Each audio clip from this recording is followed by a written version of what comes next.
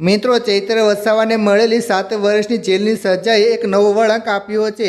ડેડિયાપાડાના ધારાસભ્ય અને આદિવાસીઓના પ્રખર અવાજ તરીકે ઓળખાતા ચૈત્ર વસાવા હવે કાયદેકીય મુશ્કેલીમાં મુકાયા છે। જ્યારે પણ કોઈ લોકપ્રિય નેતા પર આવા ગંભીર કેસો નોંધાય છે અને તેમને જેલની હવા ખાવી પડે છે, ત્યારે ગુજરાતના રાજકારણમાં એક નવી ચર્ચા સામાન્ય થઈ જાય છે। ત્યારે ચાલો મિત્રો આપણે જાણીએ કે જેલની અંદર ચૈત્ર વસાવા સાથે શું થઈ રહ્યું છે। મતલબ જેલમાં કેદીની જિંદગી કેવી હોય છે, તેમને કેવું જમવાનું મળે છે અને કયા કયા કામ કરવા પડે છે। મિત્રો, વિડીયો ખૂબ જ મહત્વપૂર્ણ થવાનો છે, તમને ઘણું બધું જાણવા મળશે, તેથી ધ્યાનથી આ વિડીયો અંત સુધી જરૂર જુઓ। શરૂઆત કરીએ તે પહેલાં એક લાઈક જરૂર કરજો।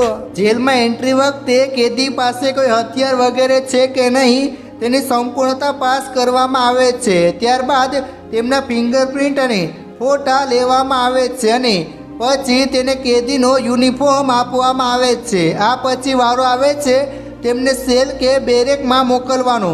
કેટલાક લોકો વિચારતા હોય છે કે બેરેક એટલે શું? તો મિત્રો, આ એક એવો રૂમ હોય છે જેમાં કેદીને બંધ રાખવામાં આવે છે। કેદીને પાણી પીવા માટે એક ઘડો અને ગ્લાસ આપવામાં આવે છે। આ સિવાય તેમને ખાવા માટે પ્લેટ પણ આપવામાં આવે છે। અલગ અલગ જેલોમાં અલગ અલગ સુવિધાઓ હોય છે અને ક્યારેક એક બેરેકમાં 10 થી 100 કેદીઓ પણ હોઈ શકે છે। આ રીતે કેદીને નવું જીવન મળે છે, જ્યાં તેની ઓળખ તેનું નામ નહીં પરંતુ તેનો નંબર હોય છે, જેને આપણે કેદી નંબર કહીએ છીએ। જેલમાં તમામ કેદીઓને કામ કરવું પડે છે, પછી તે સફાઈ કામ હોય કે રસોઈ કામ, દરેક કામ કરવા પડે છે। તમને જણાવી દઈએ કે કેદીના દિવસની શરૂઆત સવારે 5 વાગ્યાથી જ થઈ જાય છે અને 6 વાગ્યા સુધી તેને નહાઈ ધોઈને તૈયાર થવાનું હોય છે। ત્યારબાદ કેદીઓને જેલ પરિસરમાં ભેગા કરવા માટે બોલાવવામાં આવે છે, ત્યાં તેની હાજરી પણ લેવામાં આવે છે અને પછી પ્રાર્થના કરવામાં આવે છે।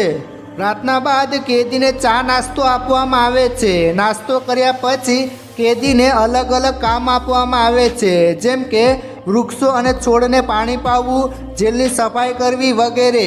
3 કલાક કામ કર્યા બાદ 11 થી 1 વાગ્યા સુધી તેને ભોજન માટે વિરામ આપવામાં આવે છે, જેમાં કેદીઓને રસોડાની બહાર લાંબી લાઇનમાં થાળી વાટકા લઈને ઊભા રહેવું પડે છે। બપોરના ભોજનમાં કેદીને 4 રોટલી સાથે દાળ ભાત અને કેટલીક વાર દલિયા પણ આપવામાં આવે છે। આ ખોરાક થોડી લો ક્વોલિટીનો હોય છે, જેના કારણે કેદીઓ અવારનવાર બીમાર થવાની ફરિયાદો કરતા રહે છે। સાંજે 5 વાગ્યે બધા કેદીઓને તેમની બેરેકમાં પાછા બોલાવવામાં આવે છે। આ દરમિયાન બધા કેદીઓની ગણતરી કરવામાં આવે છે અને જે કેદીને રજા મળવાની હોય છે તેમને જાણ કરવામાં આવે છે કે કાલે સવારેથી તમે આઝાદ છો।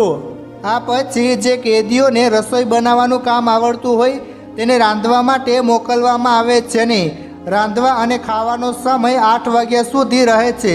સાંજના મેનુમાં 6 રોટલી, દાળ અને ક્યારેક શાક પણ આપવામાં આવે છે। ભોજન કર્યા બાદ તમામ કેદીઓને તેમની બેરેકમાં ધકેલી દેવામાં આવે છે। અંદરના કમ્પાઉન્ડની લાઇટો બંધ કરીને કેદીઓને સૂવાનો આદેશ આપવામાં આવે છે।